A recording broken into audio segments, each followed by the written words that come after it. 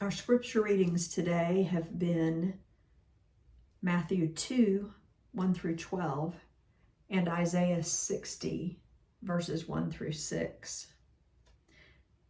I am a preacher of a certain age, and that age is sometimes known for being slow to adopt the latest gadget, being guarded or even suspicious when it comes to advanced technology, resisting progress. Even the sort of progress our children promise will help us or will be fun.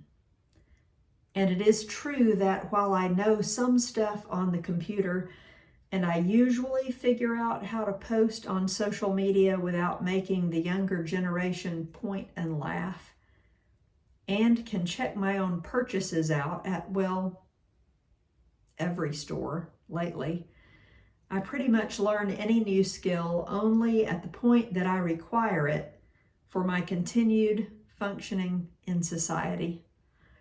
And yet, I am totally reliant on the personable voice that once came from my little Garmin GPS and now comes from my cell phone's navigation app.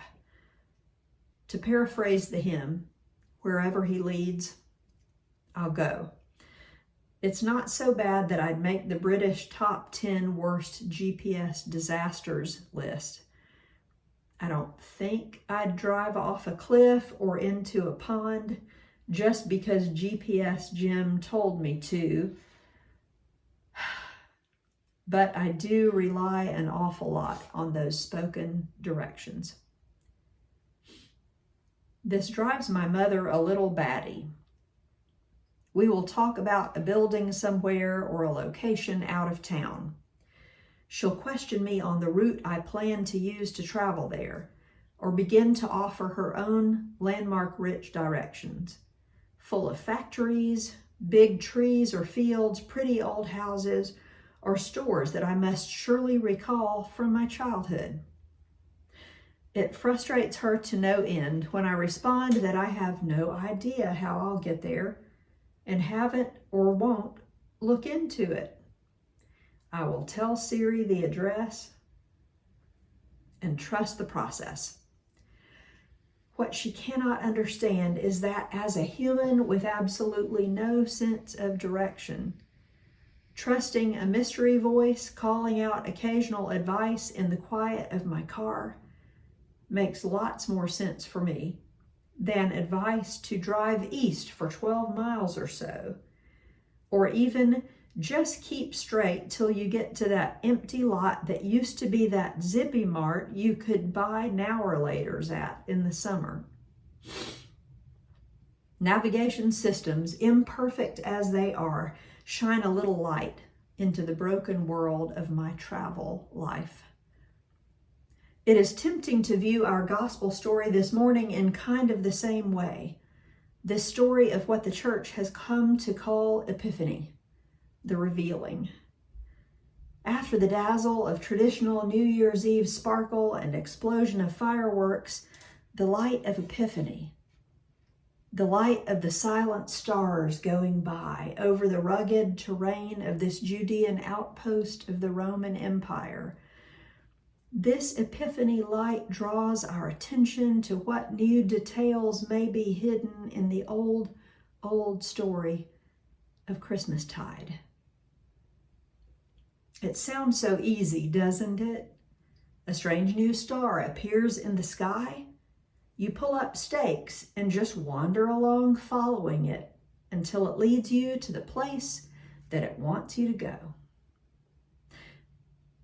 Only I guess we've relearned enough in the ensuing millennia to regain the knowledge that the Magi probably already had back then. Heavenly bodies chart predictable courses through space, and the universe holds them all tightly together. Their mysteries yield to careful study by learned minds. This whole following the star thing, it sounds less like my mindless GPS wandering and more like the devoted study of a lifetime, the careful observation of watchful eye and scientific mind. This journey the Magi had undertaken then was not some sort of whimsy, but a star map quest for rising royalty. And there are all sorts of details just waiting to be revealed under starlight, let's say, about the visit of the Magi to the one we're used to thinking of as baby Jesus. Now, we are used to singing about these visitors as we three kings, but we are nowhere given indication that these visitors were royal. They are called Magi here in Matthew, and the gospel writer doesn't bother with a number. 3 was probably applied as one of those solidly sacred numbers by legend crafters somewhere down the line. That word itself, Magi, is not one we throw around much anymore outside of Christmas stories. It can mean magicians or astrologers or dream interpreters, but it can also mean wise men, learned ones, astronomers. That's the scientific star studying in contrast with the astrologist's fortune-telling sort of star studying. We read they come from the east, but really now the east is a pretty big place. The gifts Matthew mentions, gold, frankincense, myrrh, were commonly carried by camel along the Arabian Peninsula. The Babylonians were known for their study of astrology, and Magi were a part of the priestly order in Persia. These locales could all lay claim to at least part of the Magi mystique. Whichever part of the East they hailed from and whichever definition of Magi best fit these travelers, we assume that they studied the stars because they found themselves in the neighborhood. They were there because of a star. And if we told the story from memory, it might be that the star led these 3 kings. We've been singing it in the song, right?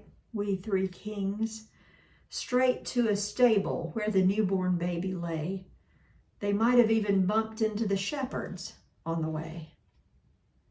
And they gave their gifts and impressed or mystified Mary and Joseph and went back home. And if the light of the special star worked like cosmic GPS, maybe this would have been the way. But life, even Christmas story life, turns out to be a little broken, which makes things more complicated and interesting. Because these Magi, these people of science, were looking for a child king, so they went to Jerusalem, the seat of provincial government, to ask where this king was, which was news to the actual king. And then we begin to hear emotion. Herod was frightened, and all Jerusalem with him. The Greek word used here is tarasso, which can be translated troubled, disturbed, confused, agitated, grieved, anxious, terrified. Though we are used to thinking of Jerusalem in terms of grandeur and importance on the ancient world stage, in the Roman Empire, it was a seen better days, smallish city with more than its share of troublemakers and uprisings. And King Herod's number 1 job, as far as the folks in Rome saw it, was to keep the peace and quiet in Jerusalem. No news was good news. And Herod worked hard at keeping it peaceful, or at least quiet, in his kingdom. Himself a practicing Jew, if not a cultural Jew, he had included the construction of a grand temple in the city among his massive building projects. There are indications that for a lot of Herod's reign, the Jewish subjects of his kingdom were allowed to live their lives as freely as many other subjects of Roman occupation. That is to say, kinda, sorta free. But this star, this new light, might just turn out to shatter the fragile peace of Herod's kingdom, because a newborn king of the Jews would not sit well with a grown man king of the Jews. No news was good news. And this was news. And Herod needed confirmation. Could what these magi from the east, these mysterious travelers, these strangers, could what they are saying be part of tradition? This Roman appointed king of the Jews gathered his faith advisors, the chief priests and scribes.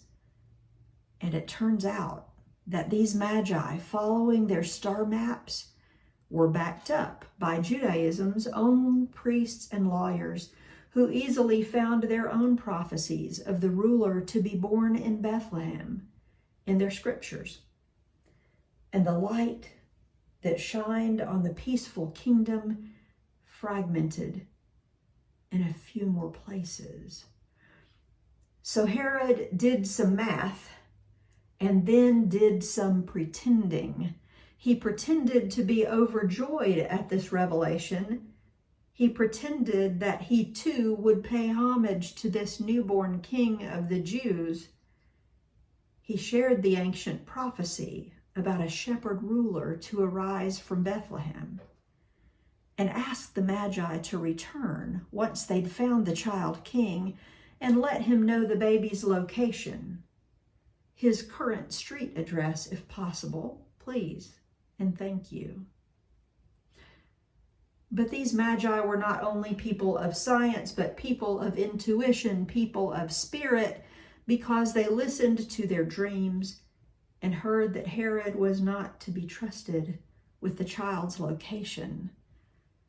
Once they'd found the house where the Holy Family was living, the family having moved on in time from the stable where Jesus had been born, and left their gifts, they followed their conscience, warning them that protecting the child king came ahead of their own reputations, their own safety. They disobeyed the grown man king and returned home by a route that bypassed Jerusalem and protected the child. You may even say the light of the star was broken, that the world the baby was born into was no ideal Christmas card world. It had brokenness built in. As a matter of fact, if we follow this part of the Magi's story a little further, what happens next breaks the world a little bit more. Despite the best efforts of the Magi to thwart the evil of the Roman appointed king, Herod went on a killing spree to try to eliminate his child rival. Anything to hold on to power. It seems sometime that every light in this world is broken light. But friends, our whole long love story, creator with creation, has been always a story of God embracing us, brokenness and all, with love to spare. And every time the brokenness of our world enters the story, it is secondary to the way the compassion of God embraces us in our brokenness, and the way the call of God beckons us up out of our brokenness. The broken world is never not a feature of our love story, but the brokenness is never the main character. And even when it seems we stumble and fumble around in broken light, getting things wrong, getting things right, the light of God shines still inspiring always our best attention and curiosity in the modeled light and shadow. And even when it seems we stumble and fumble around in broken light, getting things wrong, getting things right, the voice of God calls still, inspiring always our rising, our seeing, our shining, for our light has come. The idea of rising and the coming light is one that Herod's chief priests and scribes would have been familiar with. It is one we are probably familiar with even now. Arise, shine, for your light has come, and the glory of the Lord is risen upon you. I remember from my teenage years having a bookmark that had this verse from Isaiah 60 written on it. A kind of linen bookmark, and painted across the length of the bookmark was this beautiful rainbow with a sun behind it. And when I tell you that I loved the life out of that bookmark, and when I tell you that I love in a deeply moving way this verse, and I wasn't always sure why, maybe as a teenager, but I can tell you why now. Now I'll tell you from this side of experience that when someone tells you to rise up, it is because they know you've been knocked down. You don't rise if you're already up. And if you're already in a place that is blazing with light, there's no need for you to be told to shine.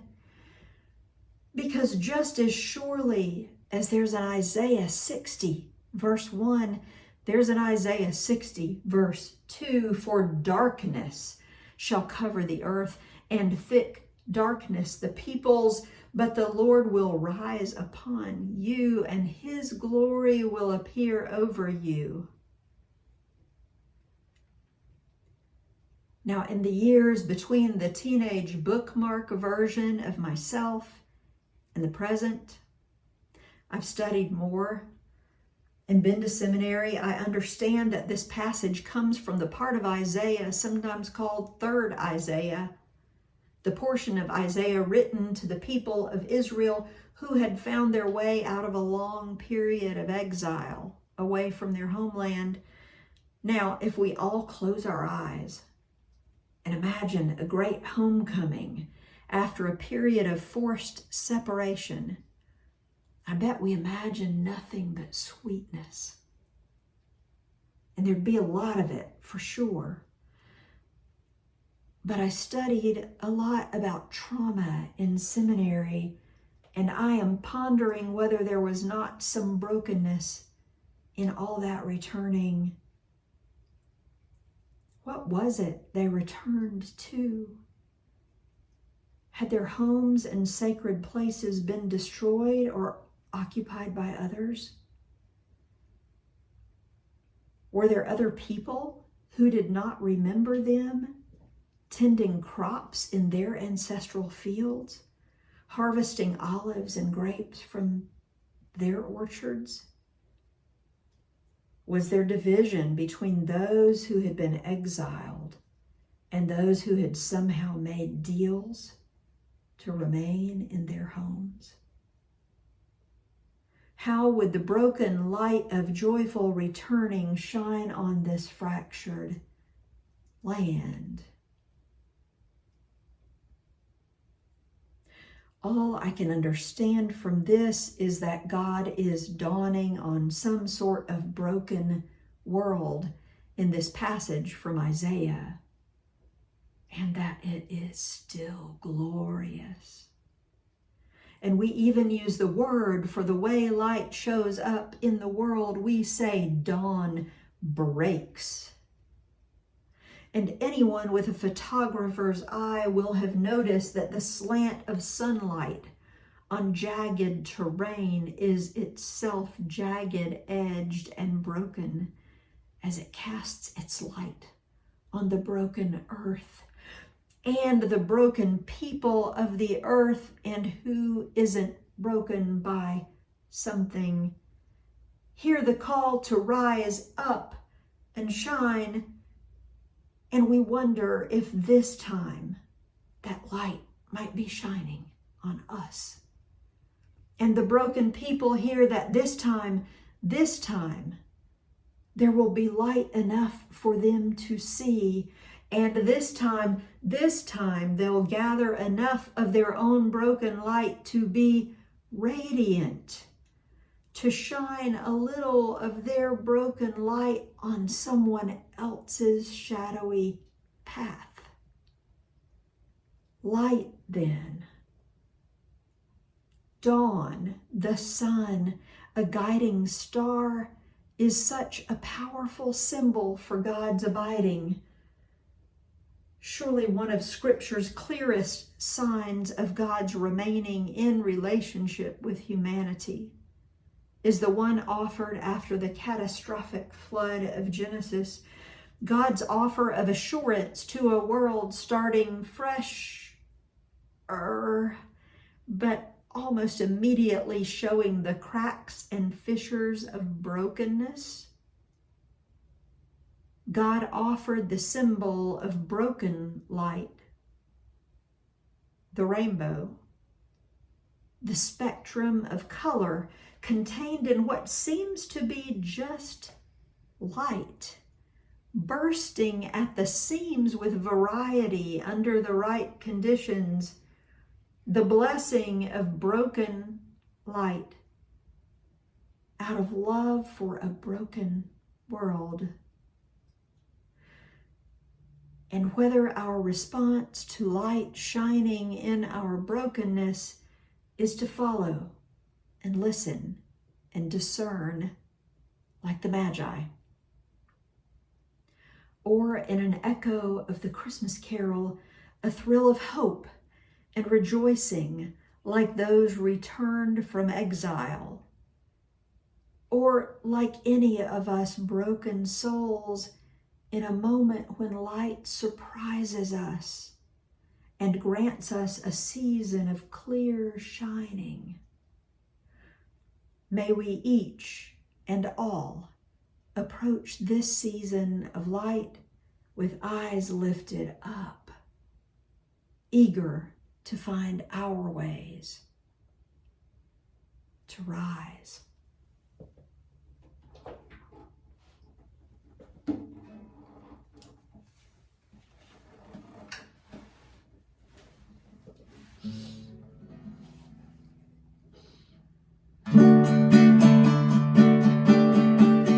Sometimes a light surprises this sinner while she sings. It is you, Lord, you rising with healing in your wings. When comforts are declining, you grant the soul again a season of clear shining to cheer it after rain. The vine of fig tree neither their wanted fruit should bear, though the field should wither, nor flocks nor herds be there. Eternal you're abiding, your praise shall tune my voice. For while in you confiding, I cannot but rejoice. Eternal you're abiding, your praise shall tune my voice. For while in you confiding, I cannot but rejoice.